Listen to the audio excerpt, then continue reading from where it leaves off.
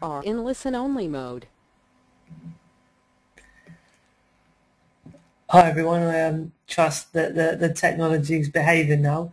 I can see on my attendee list that one person has logged in, so I assume that that's now being shown up on a big screen and hopefully you can hear me. I don't know if you remember last time, Sue, there's the area that you have like a chat box where you can type things to me. So it'd be great if you could just pop something in there like a little hello, just so I know that you can actually hear me talking at the moment and that the chat facility is working.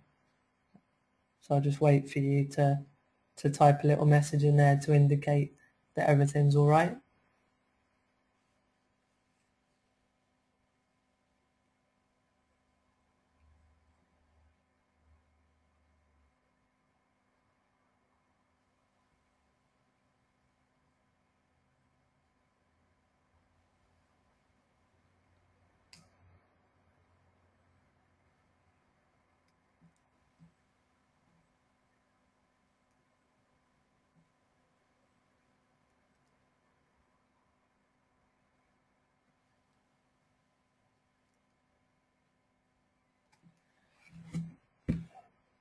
Okay, one second, I'm just going to go and get the phone. I think Sue might be calling.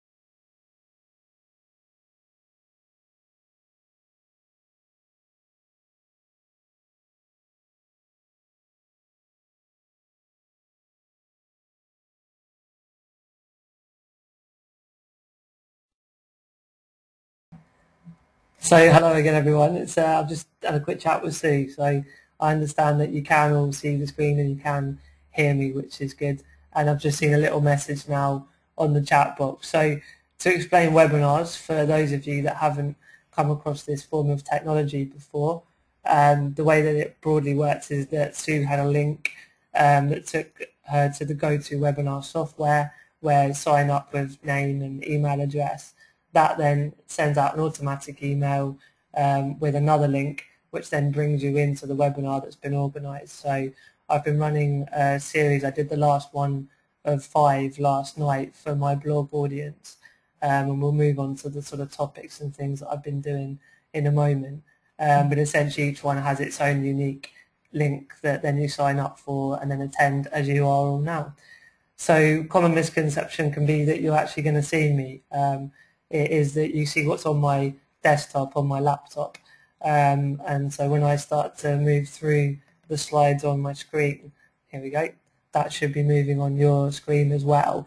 But obviously you can hear me chatting away. So it's live in the sense I'm talking, and I can show you websites and I can show you Excel documents if anything like that is appropriate. And then also, as I've mentioned, there's the chat box area. So if something starts to go amiss or there's a particular question, then you can type and let me know on the chat box. And then the format will be that I'll present for about 45 minutes with a couple of interactive parts in the middle anyway. And then there's a kind of, I didn't know if you'd all be at a computer each, but there's a part where I have asked you all to have a think about something and then type it in the chat box, so we can see how simple that one's going to be if there's only the one computer when we get there. But there is some interactivity and there's a poll as well. So hopefully, you won't just be listening to me one directional for 45 minutes, but there'll be question and answers at the end as well. I don't need to go through health and safety or where the toilets are, because I'm not exactly sure where you are and where they are for you, so I won't do that old training routine that I normally do when I'm in the room. But I think that's broadly the technology. So I'll crash on more with who I am and what I'm hopefully going to be able to help assist you with your course. So that's a cheesy picture, so you can actually see who the other guy on the end of the webinar is. My name is Martin Sibley. Personal experiences, as we've got on the bullet points, I have spinal muscular atrophy, which is a genetic disability since birth. So although my mum and my dad don't have SMA, they have the genes, and then having come together and had me as a baby, as a child, the dominant gene on both sides was the SMA gene, so I actually have the disability. And what that really means is that the cell at the top of my spine is damaged, and the messages from my brain don't all get through that cell. So although I have full feeling, it's not I'm not paralysed. So if you kicked me in the shin, it would hurt. I haven't got enough muscle power or stimulation to be able to walk, and it affects my upper body quite a lot as well. And we'll maybe look a little bit more into how I then overcome that sort of later on. But essentially, I'm in a wheelchair full time. I use a hoist to be lifted in and out of my wheelchair, and I have 24/7 care staff to help me with all my personal sort of daily routine. But I went to university in Coventry a few years back. I'm 28 now, so I graduated about 6 years ago, I think it was. And I did a degree in economics and a master's degree in marketing. I then moved after a year back at my hometown in Cambridgeshire. I then 4 years ago moved to London, and that's where I have my accessible flat and all of my care team, and I'm quite settled and happy in London now. I have a pretty hectic social life. Always to sort of disclaimer and to clarify, I'm not an alcoholic, of course, just I enjoy people's company and the odd vodka when it's appropriate. Also a world traveller as well. So I've been to Mexico, a few parts of the USA, Australia, Singapore, various parts of Europe, and lots more cool plans for life. So that would encompass more leisure time, more world travel, and as we'll come on to see, my professional life is getting quite exciting as well. So my professional experiences are obviously the old work experience back at school, doing various bits and bobs voluntarily. And then my main professional sort of life has been straight out of university. I got a job at the National Disability Charity Scope, where I moved through a few roles from sort of admin to project management and to other roles after that. But most of my time was spent doing fundraising. But of course I was then able to understand disability as a social problem, and I became a trainer on diversity and disability. I've done a lot of campaigning work, a lot of PR and media when I was at Scope, and that continues, and I've done a fair bit more since I left Scope actually. Last week I had my first paid up role as a TV presenter for BBC London Inside Out, so I'm not sure if any of you have been in the London area, but I'm actually heading up that show, which is quite exciting. And obviously done a lot of research from my uni days, and then I've sort of used that at Scope to understand the statistics and everything that underpin why disability is a social problem. Done a bit of freelance journalism for Disability Now, written a few articles there. Personalisation, for those of you that don't know, is around when you have self-directed care. So instead of the local council paying an agency who tell me when someone will come in to get me out of bed and put me to bed and do a little bit here and there, I get a budget of money in a ring-fenced bank account, and I'm then able to recruit and run my own care team, so I can have them on call when I need them, and I can wake up, when I want to, and that doesn't just need to be thought ahead, a week in advance. On the actual day the carers are around, so I could decide I'm not feeling very well, or want a little bit of a lie-in, and that would be fine because they're around to help me when I need it. And more recently, with something such as this webinar, I'm very involved in the social media and new media world. I'll give you all of my online details at the end, but I run a blog and I run an online magazine and various other projects going on, so hopefully you'll be able to check that out afterwards. So the present day, I'm running my own social enterprise, aiming to change the world for disabled people, using social and new media, and essentially combining all of the above. So I think that hopefully introduces you guys to who I am. So what we're going to cover is going to be an introduction to the disability diamond theory. This is a theory that I've created and written an ebook on, where it encompasses lots of different elements of disability thesis and also sort of everyday life, coaching goals. It's sort of an amalgamation of lots of different things that I've been exposed to, and actually just trying to make it a practical model that disabled people can use to get on with life, rather than sort of getting too hung up on why disability is a big issue. It's about understanding the disability but progressing on and doing the things that everyone in life wants to do. So we'll look at how the theory works and applies to this topic, which of course we're looking at the barriers for a disabled young person, and therefore also for the parents as well, because at a younger age clearly a child is going to be less aware of their impairment and barriers, etc., but the parents would be. So we're going to consider some of the barriers and then hopefully find some solutions and strategies around education and socialising, which are the two main areas you'll see in the diamond theory for a disabled young person. And then there'll be the question and answer session at the end. So here is the disability diamond theory. Trying to think the simplest way to talk it through to you, I think, would be to take the diagram and start at the bottom, and that's kind of the beginning of life. And then we sort of branch up slightly, so once a child has been diagnosed and a little bit beyond that, it's very much, as I've just mentioned, around the parent of a disabled young person. And that these stages up the left-hand side also feed into the webinars and blogs and videos and e-courses that I run, so they kind of can create a template for the people that attend them to understand where I'm coming from and what I'm trying to help them with. So in that first stage, as I said, you've got education and social inclusion. We could argue around and about if there's other areas of life or if those two could be broken into more goals. But I think while they're broad goals, obviously there's lots of barriers and solutions needed within it. But to my mind, that encompasses the main part. And as we move up to the teenage years, it's still also education and social inclusion, but also with work experience, because I felt when I was of that age to begin understanding what work meant as a person, and then also how my disability would affect doing work as well, and finding strategies, for recruitment and explaining to employers about my needs and overcoming barriers that other people wouldn't face. It was good to start getting that, just sort of getting in touch with that side of the world as a teenager, so it's not all brand new when it becomes necessary as paid employment. And of course, as anyone will know, that's just generally beneficial to have work experience on your CV. So as we come up to the broader part of the diamond theory, independent living, that is one hell of a bad boy. You can see employment, housing, equipment and transport, and personal care. Excuse the car horns. I live off a main road in London, so we might hear the odd horns and sirens, but unless there's any smashed windows, we should all be good for me to continue.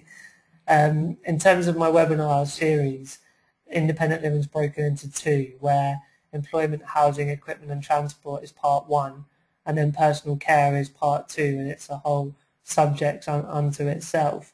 And that's because with all of the getting the budget from the local council with the assessment, all of the recruitment, the responsibilities of being an employer and paying tax, and it's a big minefield. So that's been a big area to try and support other disabled people to understand that, but also to encourage it, because as I said earlier, once personal care is set up, and if someone has the ability and the inclination to run that world, then actually it opens up a whole other part of the world to them, with spontaneity and choice of control and getting out and seeing friends and doing the things that we all want to do, which, you know, moves me on really nicely to the last part of the diamond, which is around career progression. I think everyone who has a job, it shouldn't be about feeling grateful to just be in employment. It should be about progressing and having more pay over time to do the nicer things in life, and also to actually, within work, enjoy your job, and to feel that you're learning and developing as a person within employment is important. And then, of course, as I've alluded to a few times, to do the fun things in life. I think for me, living life is about seeing friends and family, going out for a drink, going to the cinema, doing everyday things in a leisure sense, you know, watching my football team who are Tottenham, which, you know, might get a few boos at the other end, but hey-ho. And then adventure and travel, as I mentioned, again, that's something I'm very keen on. Is I flew an adapted plane down in Salisbury, and we flew over Stonehenge, which was an amazing buzz to be in control of. Such a vehicle that was defying gravity was amazing. But also throughout all of this, I'm always keen to say to disabled people, it's about your goals, your limitations and your impairment and your barriers. So I'm sort of offering a personal experience to create a discussion and a platform, but actually it's about individuals and what they want to do. And so, you know, leisure may just be having a friend over to the house for a coffee once a week to catch up. And that, if that isn't happening as much as that person wants, and they have to identify why that is and what's stopping them. And really, as you can see, that whole build-up and all those other goals will often underpin the life fulfillment and adventure. And so then when a person takes which aspects of those goals they want to achieve, there's my philosophy at the top left, which is to set aspirational goals. It has to be aspirational. I think sometimes it can be looked upon that disabled people, if they get out of bed, that's, you know, been a good day. Well, actually, that's rubbish. You know, disabled people should be getting out there and doing the things that a non-disabled person does. So aspiration is the key. But then to identify the barriers, which we'll move on to in a moment, and then to find solutions and grab life. That's my personal philosophy, and that's what I'm trying to communicate out to other people. And then the resources, again, we'll go into more detail, but knowledge, mindset, people, technology, funding and campaigns, with different mix and match of that, solutions can be found. And you can see at the bottom on my blog there, on the philosophy page, you can download the ebook for free. It's a 20-page ebook. It's not a massive epic novel. So by all means, if you want to have a read, and I'd love to hear back what you think about it as well.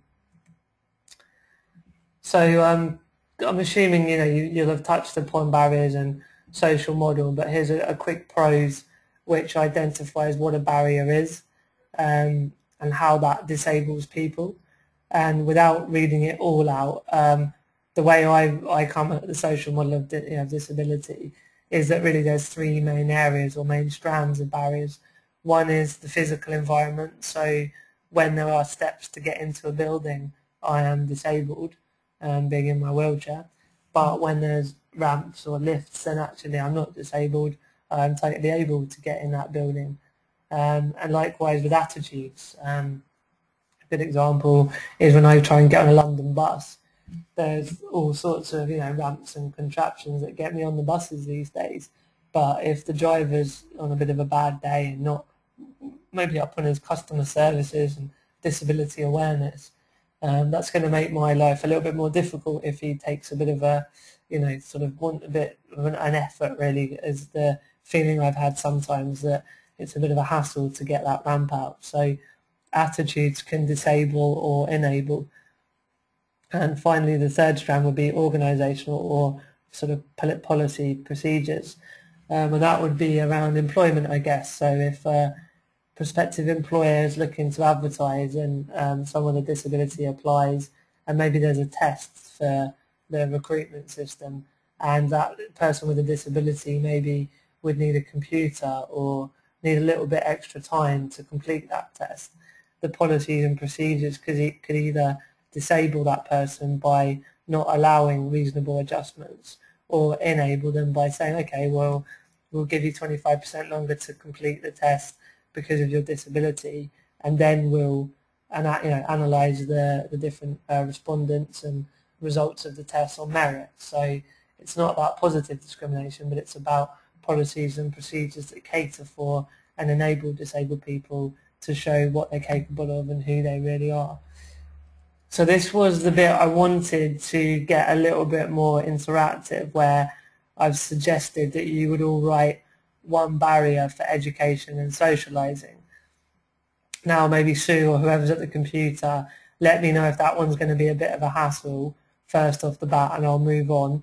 Or if you want to have a quick minute discussion, you could maybe just summarise 2 barriers of the group that would come. And when I say barriers, I'm talking specific examples. So I mentioned the access to a building, or getting on a bus, or policies and procedures. So when you think about education of a young child trying to go to the local school, think about maybe some barriers that would stop that potential disabled child from attending their local school. And likewise with socialising, that would be about engaging within the local community. So I grew up in a little village, and think about the barriers that I maybe will, thank you for letting me know, we will discuss some feedback. Cool. But yeah, so with social there would be, which barriers would there be to meeting with friends, going around friends' houses, going to parties, going to village or town, city things. So specific to a disabled young person, and of course for the parents as well. So I'll just mute it for a moment while I grab a swig of water, and then basically once you've had a quick chat, we won't spend too long because we've got a bit more to get through, and then we've got the Q&A at the end, but just take a moment to do that, and I'll come back in a minute.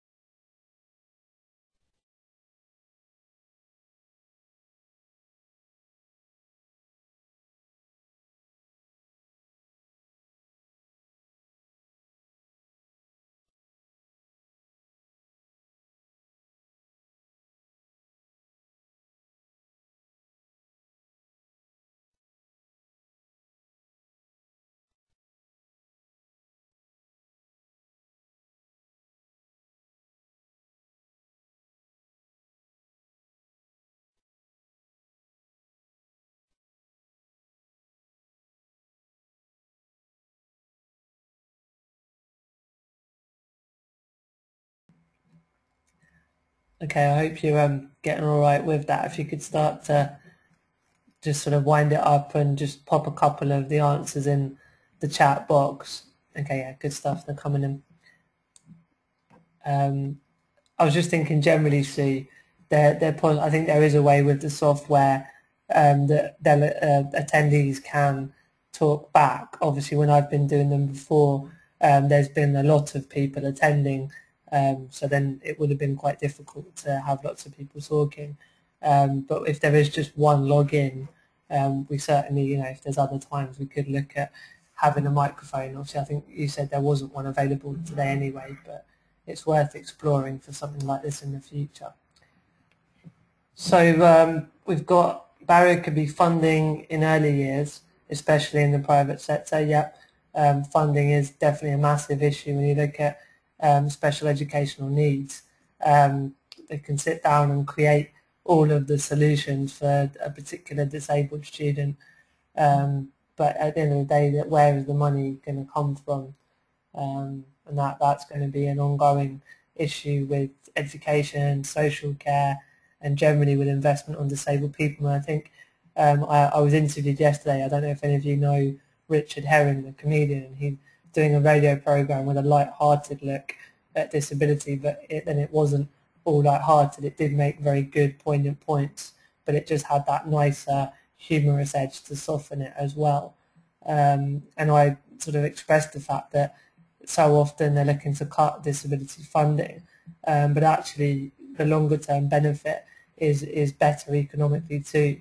If disabled people are invested upon and looked after, then someone like myself is living proof that although I probably have cost, in inverted commas, the state quite a bit of money, actually in the longer run I'm now working for myself. I'm contributing back to the economy through the taxes and through my value and skills and knowledge into the economy, and obviously in my particular job hopefully helping other disabled people to then be able to do similar things themselves. So and the cost, if that funding would stop, wouldn't just be that I'd be unemployed, but I'd be unhappier and unhealthier because I wouldn't be living the life that I wanted to. So funding is key.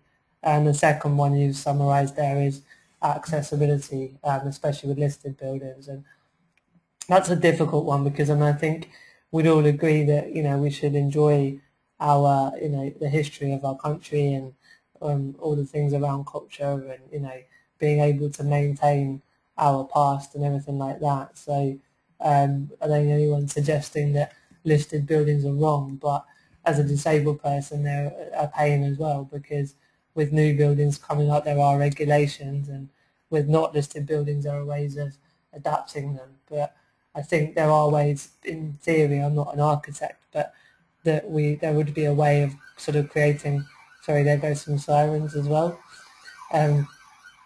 that listed buildings could still actually be adapted without losing the look and feel of what they're about. So good, thank you for the group work there and feeding back. I'll crash on with the next slide now. So really this was to summarise what I'd already sort of mentioned. I think hopefully what you guys will have discussed, that with the physical barriers, it's access, it's toilet facilities, additional space for physio. So at primary school I used to go on the floor in the staff room, which was always an interesting one, because if I did my physio after lunchtime I'd be rolling around with the teachers' orange pips on the floor, which was always nice. Being unable to access the table or desk, so I used to stand up in my calipers as part of my routine. So I had a big block built on top of my desk, so I was able to stand up but still be able to write away and do my work, and also be able to be with the other members of my class as well. Attitudes, so when schools sort of talk about health and safety and it's a bit risky and it's too difficult, and that would obviously come down to individual staff members as well. That's something that is about educating staff and schools about disability, and that actually health and safety shouldn't and really isn't a reason that disabled people can't be included. And also with peers, so I know from my side, my friends at school were very understanding about my disability and accepted me as one of the guys, and that definitely put me in good stead for the future, that I was part of the class, I was included. But obviously if my peers were not understanding or, heaven forbid, had bullied me, which does obviously happen, then that's going to be an issue as well. So and procedures, sometimes health and safety will be an issue, but then it's a matter of overcoming thinking outside the box and finding ways that the barrier can be overcome within health and safety rules. And as we mentioned, funding around personal support, for example.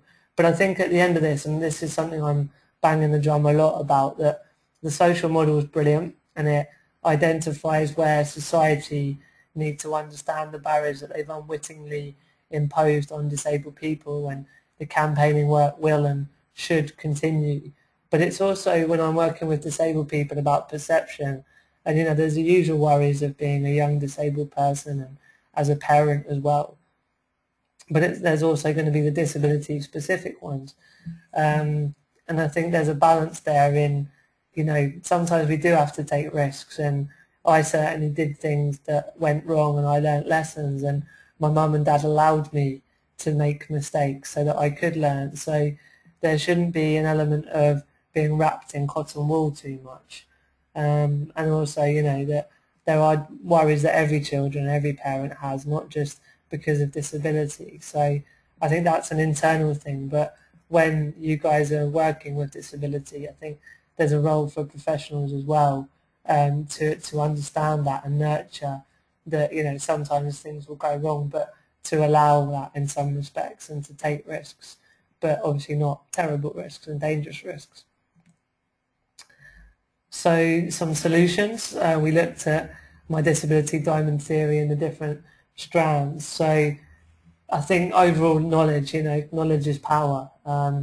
In understanding what the overall goal is, in understanding what the barriers are in the way, and then in understanding what the solutions are and which of the below to use, then that knowledge is the key to everything else. So looking for the best outcome and which barriers and which solutions, that's all about the knowledge of it. And equally mindset, I think a massive part is always another sort of drum that I'm always banging is about positivity and can-do and problem solving and resilience. I think that can't be instilled in parents and disabled people enough, that things will go wrong, they always will go wrong, but it's about picking yourself up, dusting yourself off and finding, carrying on and finding that next solution. I think one thing I know Sue was keen for me to mention was sort of places for parents to go to, or indeed for you guys to go to as well. So I've mentioned people, and people will be, having the right family and friends around to support and help. But then staff and professionals are a place to go for information. So whether it's the social worker or the relevant charity for a particular impairment or a national charity such as Scope, there's a whole wealth of knowledge from those people that will be able to assist. And equally, going back to knowledge, that information is also available online. So I'd always recommend a good old Google. We can't beat a good Google when looking for information. And of course there are specific sites, so there are blogs such as my own that have lived experience. There will be the charities I've sort of mentioned before, there will be local councils, there will be user-led organisations. If you go to the National Centre for Independent Living, they will have a list of more localised ULOs, user-led organisations. But there's so much information out there.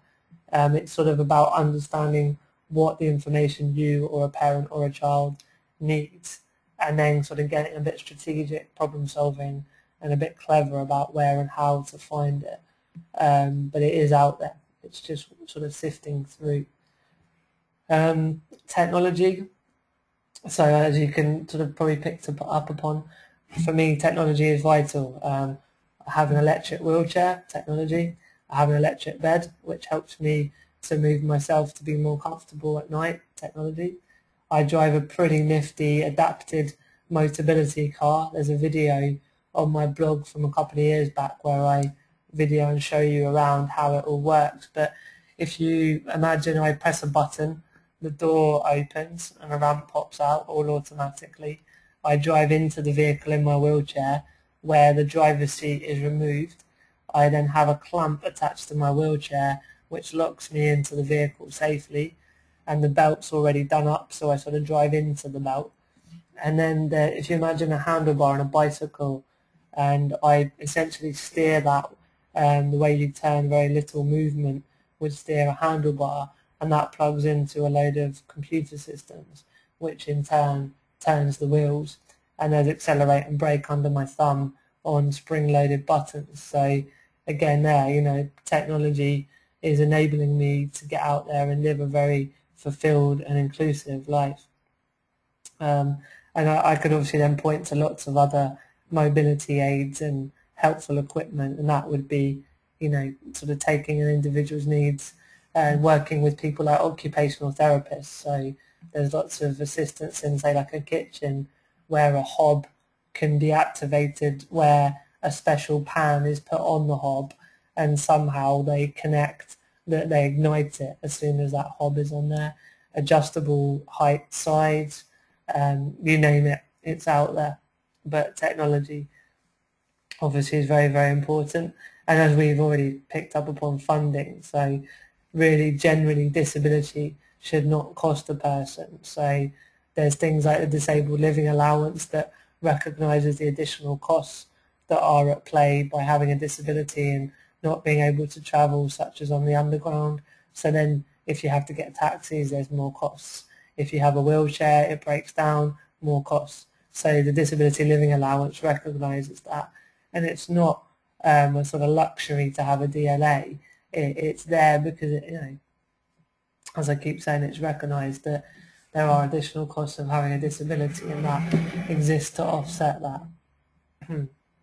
But really the key, again, is knowing where and who can help. So there's lots of charities and trusts and all sorts of pots of money in theory. So I'm having a sip of drink, I'm getting a frog in my throat. That are out there that can help with adapting homes, and obviously back to education, special educational needs. But we are in a tough climate, and that is going to be more and more of a problem, and that's where the campaigning comes in as well. So in my ebook I talk a lot about how campaigns are only when necessary. I think sometimes people can live to campaign and want to constantly, get all the things that are wrong around disability provision right, but they may be at the detriment of actually living everyday life.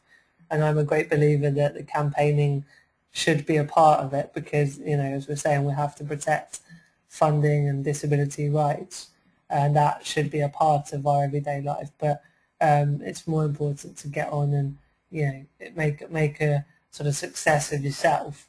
And then in a way that campaigns in its own right, because the more disabled people every day achieve and are in jobs and out there in pubs and cinemas and on holiday, that will by definition create social change. But when you're unable to access the cinema or go on holiday or access the local school, then obviously a campaign is necessary.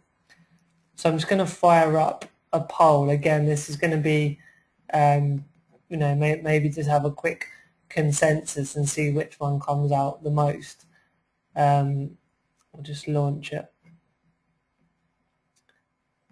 Okay, so I've said which is the most important for finding solutions. So of the 5 I've listed there, do you think, and as I've already said, really it is a combination of all of them, but just get a quick feel. Is it knowledge?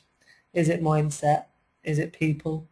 Is it equipment? Or is it funding that you guys believe is the most important part of being able to find solutions to the barriers that we've been looking at around disabled young people? So I'll just sort of wait for you to have a quick chat and then to pop the one in that you think is the answer.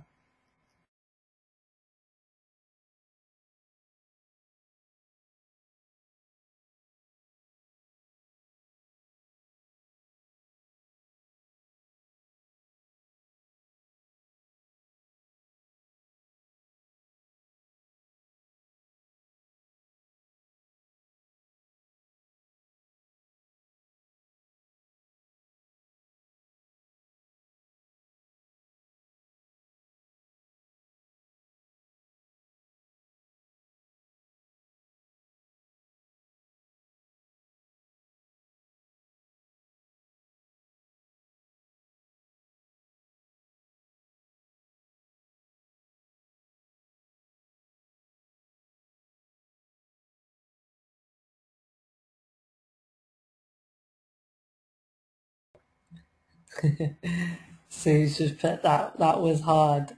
Maybe it's a bit of a big one to give one specific answer, but yeah, I mean, I think we all probably have our own opinions, and then they'll all differ as well, and they're all maybe as equally important. But I just wanted to essentially get you guys to have a bit of a think about the different solutions that I'm offering and how, if there is one that's most important. So maybe we won't have a definitive answer.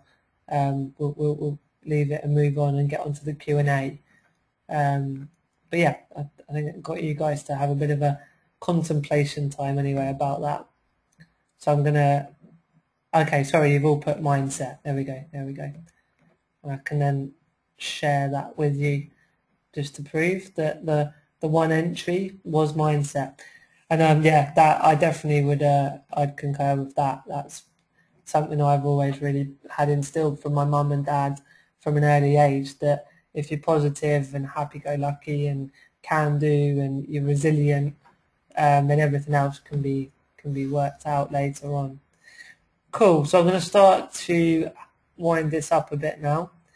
A little kind of from my perspective, there's me rocking out as a kid on a guitar, and a little newspaper cutting where that was one of the first wheelchairs I got, and you can see that I was able to go up and down in the wheelchair. When I went down, I was able to push a football along with the footplate, and I used to play a lot of football with my other non-disabled kids at the mainstream school.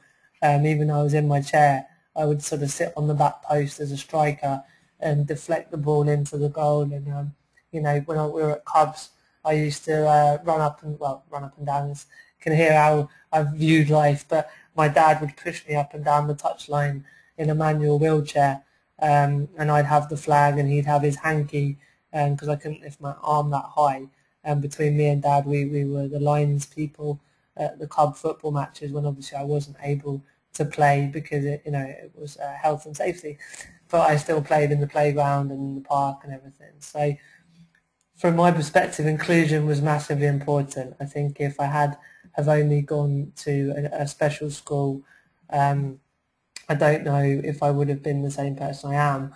Equally, when I do my webinars for Scope, and I'm aware that there are people with much more severe impairments than myself, that sometimes special schools are the right answer, because the second point I've put is having the right resources and support was paramount too. And in an ideal utopia world, that can all be facilitated in one go, where the resources and support exist, but in the mainstream school. And secondary school, interestingly enough, I couldn't go to the local school, so I had to go half an hour away on the special bus, as me and my friends jokingly would call it. And it was a mainstream school, but it had a unit, so I went to that unit between the age of 11 and 18, where I had physio and help with the toilet and help with eating my lunch and the right resources and support. So there are times where you don't get exactly what you think you want, but equally I got used to that half an hour journey. I made lots of new friends in my classes. I was the only disabled person. I got my A-levels. I went to uni afterwards, and physically I was in a better shape because I had the right resources and support. So I sort of lay those general sentiments out for you. But taking the lead, I think my mum was always very good at telling the nursery that actually, I should go to that local nursery and should go to the local school, and not taking any rubbish from some of the people that tried to suggest it wasn't right. And as we've all agreed, generally mindset is key. And my last point is always smile and crack on. So I've just seen there's another little message coming in. Oh, super. Yeah, sad it was dependent on fundraising. Yes, absolutely. I'd say that's an example of where being included socially was beneficial, because the whole community wanted to rally round and support me because they'd seen me at the parties, they knew me, they knew my family, we were all friends, and they wanted to help me gain my independence. But equally, you're right, it was a shame that it had to be upon fundraising and not sort of led by local governmental money or whatever it may be. So that wraps up from my perspective. There's a little bit of what parents have said. I'm wary of time because I'd like to get a couple of questions from you. But Caroline said, I think one of the key areas for parents is in challenging information given to them and not accepting advice from professionals as always the right advice. The mantra is, if it doesn't sound right, it probably isn't. And also, don't let them cite health and safety as a barrier to doing things. Health and safety is to reduce risk, not eradicate it. Everyone encounters risk every day. Disabled people are not different. My mum, who as you can tell, still very close with and has been a big part of who I am and what I've been able to go on and do, said, when you are blessed with a disabled child, always look for the positives of what they can do and not what they can't. Life can be challenging, many hoops to go through and hurdles to jump, you'll normally find a way around, and a cheerful disposition does help. And my auntie Julie, because Julie, my two cousins, David and Neil, one is profoundly deaf and one has Down syndrome, so she's had to deal with this world but with a different impairment. And she said many professionals would give advice based on their study of a condition, but everyone is an individual, and as a parent you know your child and what they are capable of. Never say can't, always say can try. And I'd say to you guys that that's very much about being aware that the parent and the child will be the experts, and it's about facilitating them and helping them to find the right answers from the barriers. So why do it? Well, there's a picture of me on my graduation day, quite a cold day, as you can tell by my dad's slightly awkward look. But that's my mum, my dad, and my younger sister Claire. She's 22, not disabled. And obviously there's a whole world there I could talk to you about how having a disabled sibling must have affected her in some ways. But equally we're very close, very supportive, and she's doing very well for herself. And I think that's a testament to my mum and dad for bringing us both up so well. So thank you for listening. It's your turn to do a Q&A. I'm happy to do that for as long as we can. So if you just tell me, Sue, when we're coming to a close. But at the moment, get some questions from the field and type it in, and I'll do my best to answer them. And there's all my contact details for anyone who wants to email me, and my phone number. Follow me on Twitter, my blog, the magazine, Flickr and Tumblr. So there's a few different avenues you can get in touch with me there. But I'll just hold up a sec while you can get some questions coming into me.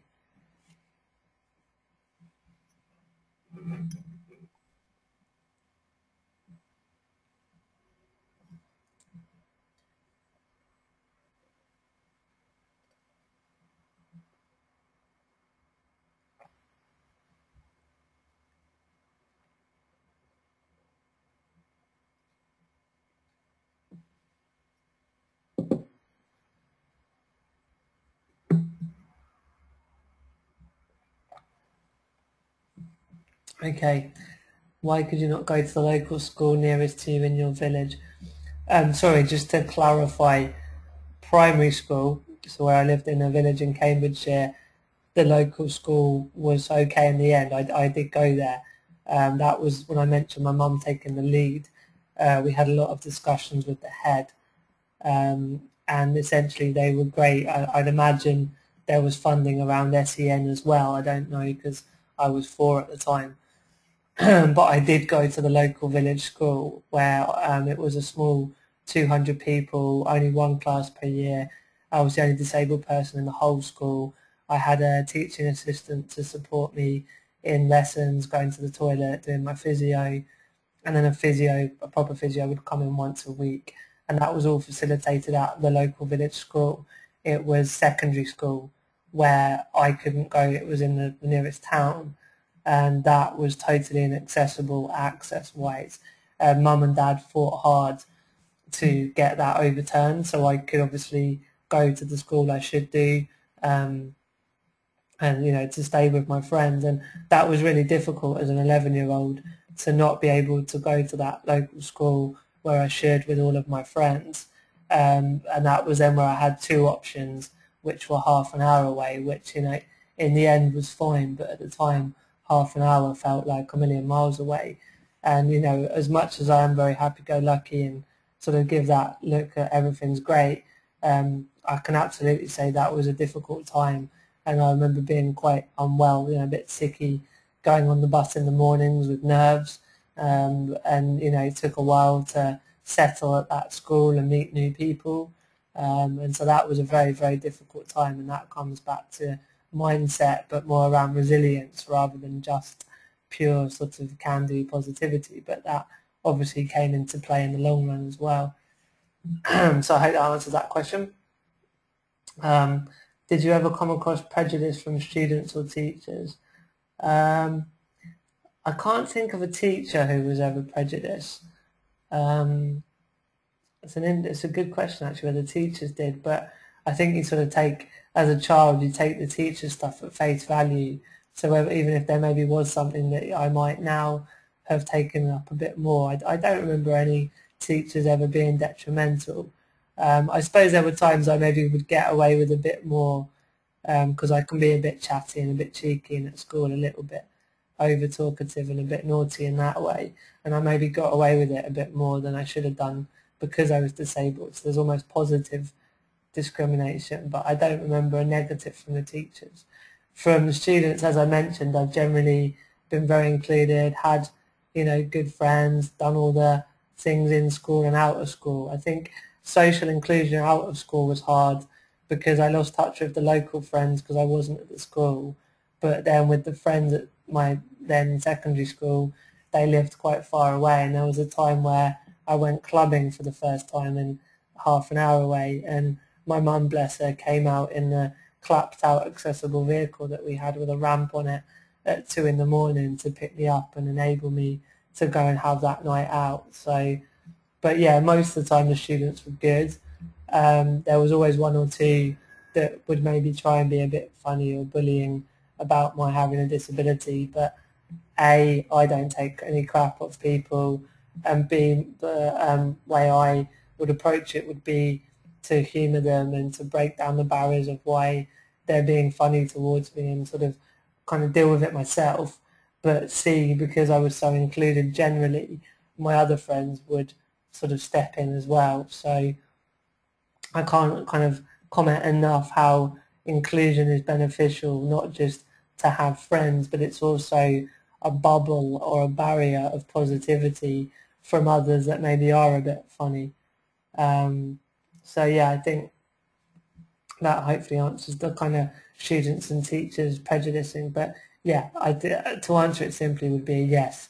I'm sure there's been times, but it's partly how you deal with it as much as if it happens as well.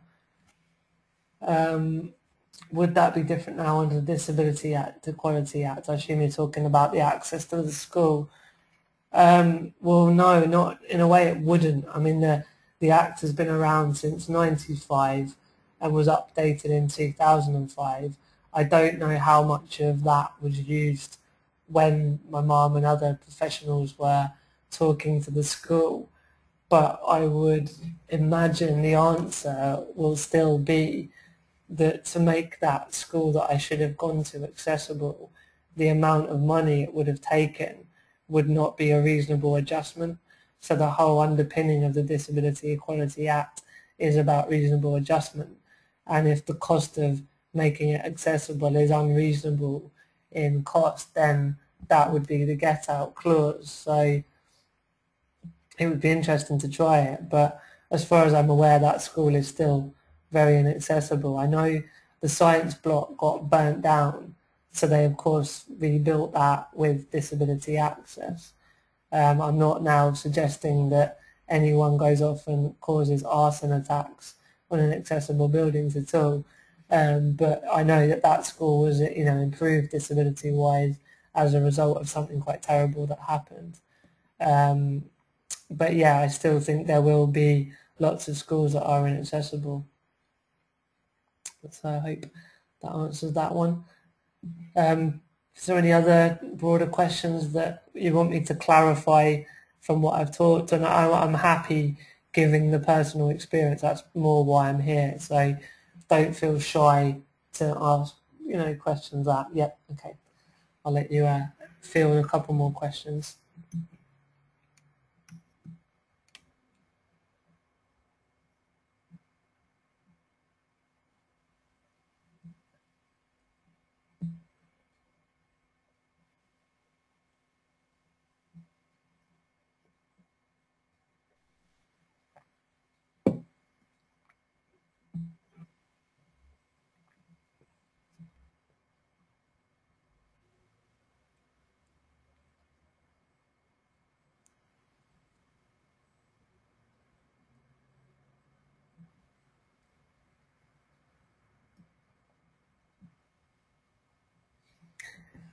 So the question is disability funding a postcode lottery, or if all have equal entitlement? I think the former. I think it is probably a postcode lottery. Yeah, I think in terms of SEN, special educational needs, I've not worked in my professional life directly there. And when I was going through the lived experience, I was obviously, you know, I was a bit too young to comprehend that. But certainly with social care funding, when I was at uni, I kept the funding from where I lived in Cambridgeshire because I still was resident in Cambridgeshire, even though I was in Coventry for 4 years. But when I then moved from Cambridgeshire to Hackney Council in London, that was a permanent move. So there was a lot of difficulties in the transition because I had the job at Scope head office, so I had a job to go to when I transferred within Scope, but I then needed an accessible accommodation, which as you can imagine is an absolute nightmare, trying to find an accessible flat that also can cater for personal assistants to live in the spare room because I need help overnight as well. But then until I had the flat sorted, I couldn't then talk to the council because I wasn't sure which borough I was going to end up in. And then once you've then got the sort of housing situation set up, then it's about social care funding, which once you've got the assessment, it all takes quite a while. So I needed to move to London within about 2 months, and it took probably, say, 8 months from beginning to end to get everything set up. So there's a lot about the transition from one area to another, and you fall down the middle where the minute you leave an area, that council is like, right, you've left, but then you move to the new area, but then that council starts the process, but you're left in that place without any help for the time that it takes the process to go through. And in terms of postcode lottery, every area has different amounts of funding available. So again, I would generalise that Cambridge is more affluent and Hackney is more deprived and has higher incidence of poverty, which means that their budgets are stretched further, which means that there's less will or ability to give the funding that I needed for my social care. And that was a fight, let me tell you. So definitely there are postcode lotteries, and that needs to be addressed really. I know there are pilots looking at how that's possible, but that's the negative of money being distributed on local areas, local authorities. The last comment is the law then as ass? Is the law then, does that mean an arse? I'm not sure if we're cussing the law as an arse or if that's shorthand for assessment. But I think if you're saying is yes, was being polite.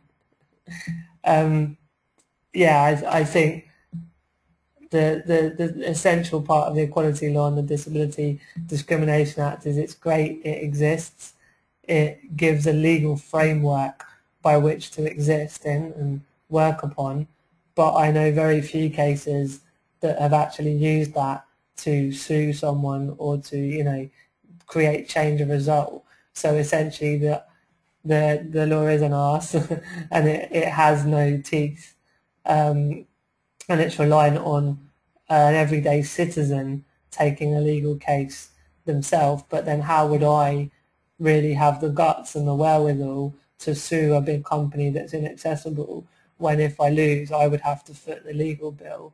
And also we've probably seen in the news in recent months they've cut the funding that helps legal cases, civil law cases. So yeah, there's a lot of issues around improving the ability to actually implement that law, and that is a problem and that is a difficult one. So we're looking at needing to create change with government policy which feeds down into funding and the way that assessments are done for disability provision. And then we're also looking at needing to improve the equality law and the disability law because they don't have enough teeth. Sure, one more question, fire away.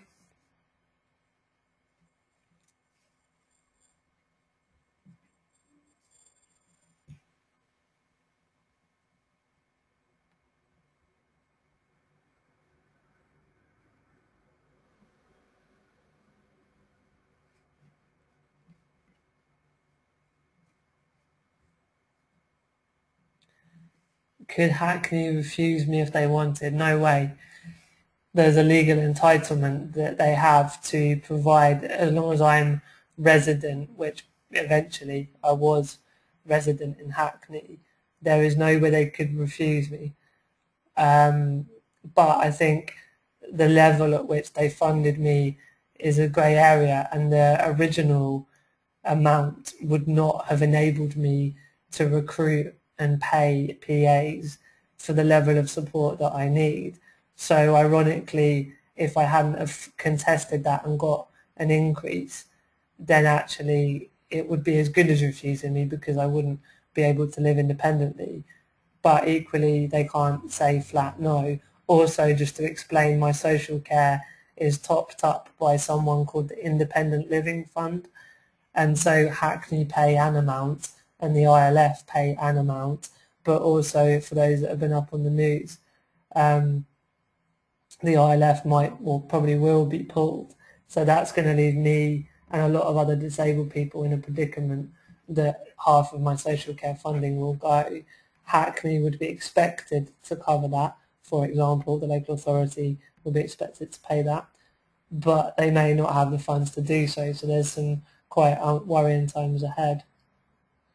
You are determined, maybe not all people in your position would be.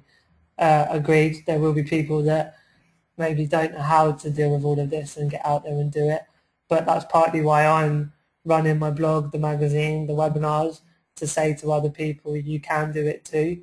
And that's a responsibility of parents and of professionals and of society as well, and of course of disabled people, to be more determined to get out there and do it. I see that as a potential problem, but not as an excuse, and that's very much about individuals learning to get out there and do it, because there's always a way. Okay, I think that draws us about to a close. I'm happy if there's a pertinent question come out, a burning question that wants answering, I will answer it. But otherwise, we can start to wrap up. So give me a little indication what you want to do, Sue.